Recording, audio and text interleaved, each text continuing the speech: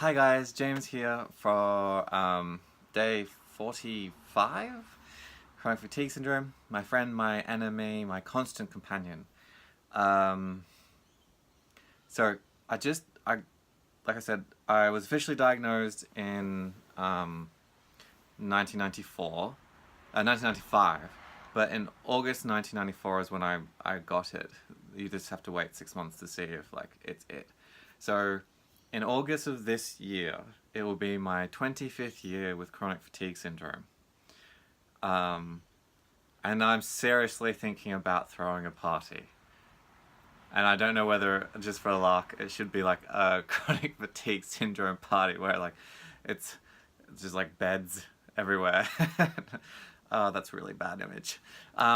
Anyway, so I wanted to share, when I was a child, I read Eiji Yoshikawa's romanticized version of Miyamoto Musashi. And Miyamoto Musashi is a swordsman from Japan. And he's famous for a lot of things, but he's most famous for one of the more well-publicized and well-promoted swordsmen. And he's one of the things he's famous for is his Nite Nichi Ryu, which is his double sword style, which James just loves. I love two swords. Anyway, so I was reading about Miyamoto Musashi, and he comes to a place, and it's beautiful. He's looking out, and like the water's flowing in the correct direction. The trees are in the right place to provide shade, but allow enough light for arable and farming space so that he could make a garden and live off that. You know, there's wild game in the forest, and it's just idyllic, it's beautiful, it sounds like paradise. And I can't remember if he stays there for a bit. I think he may have stayed there. I can't remember, like it was a long time since I read it. But he nicks off. He leaves of his own volition. He doesn't have to leave, he leaves. Because he's on a training trip, on a training journey that will take him blah time. And he comes across this place during this training trip, and it's like, wow. But then he realizes it's too comfortable. Like as comfortable as you can be in that time in Japan. It's too comfortable. You know, it's too pretty, it's too beautiful, it's too ideal. And as a child, I was thinking like, you finally found this place. Like with all the stuff you've gone through, you finally found this place, and it's just like a little heaven, like slice of heaven on earth. Why? Why would you do that? It's perfect. Why would you do that? And then like, because he says, you know, it's too perfect, and he walks off.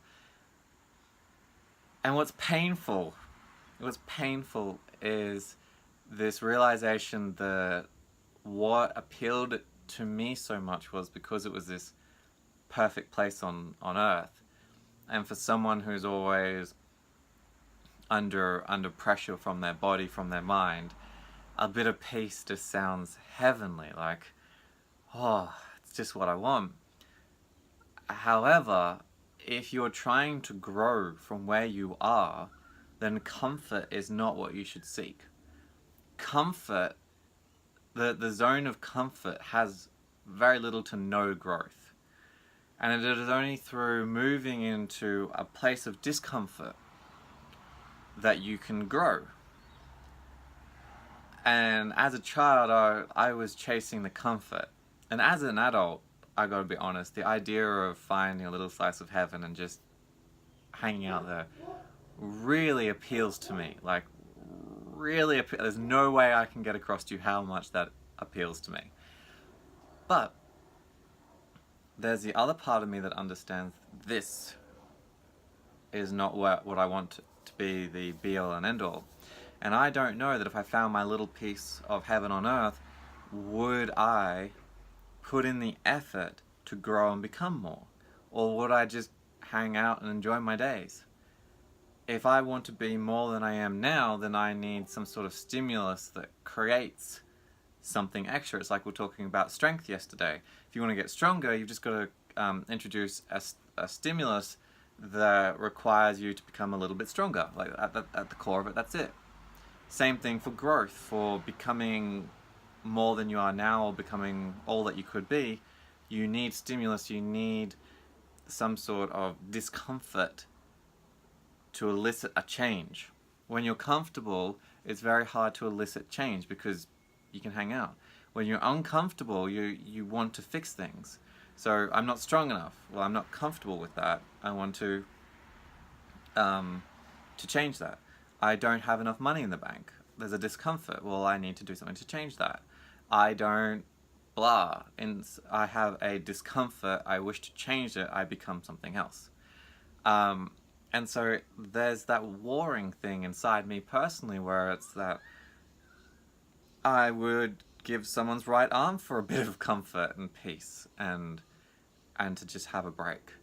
And at the same time, I understand that if I want to be more than I am now, then I've got to have a level of discomfort that will make me become more. With chronic fatigue syndrome, there's that playoff where do I need a bit of peace to allow me to then build up? Or in seeking the peace, am I running away from what will make me more? So is that kind of like, because like the only time in my entire life that I remember feeling any sort of peace and comfort was when I visited Wales in the UK. It's the only time I've ever felt good. It's the only time I felt like I felt well, like what I imagined well would be, like an absence of chronic fatigue syndrome and fibromyalgia syndrome. It's even observably from like my family, they'll go like, yeah, in Wales you were, but that was when I was 7, 8, and I haven't been back since. And because there's that fear there that if I go back it won't be the same, and therefore my beautiful memory will be tarnished. But then there's that also that kind of that really lovely thing, like if I could get to this place called Wales and just hang out for a bit, then I would feel good.